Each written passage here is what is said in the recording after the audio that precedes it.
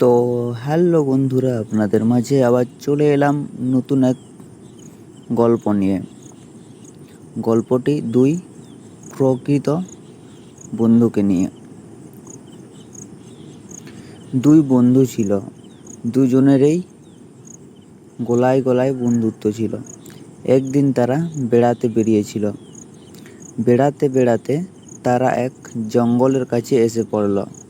আর দুই বন্ধুকে দেখে একটা ভালুক সেই জঙ্গলটা থেকে হঠাৎ বেরিয়ে আসে। দুই বন্ধু ভালুকটাকে দেখে খুব ভয় পেয়ে গেল। দুজনের মধ্যে একজন চটপট একটা গাছে উঠে লুকিয়ে পড়ল। অপর বন্ধুটি গাছে ওঠা জানত না।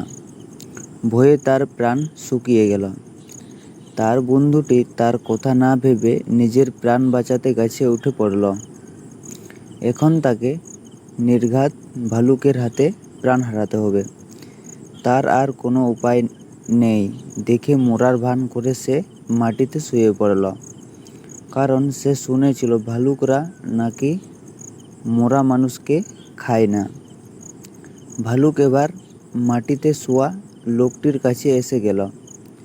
লোকটি তখন নিঃশ্বাস বন্ধ করে মরার মতো সেখানে পড়ে রইল। ভালুকটি কিছুক্ষণ শোকার পর লোকটাকে মরা মনে করে সেখান থেকে চলে গেল।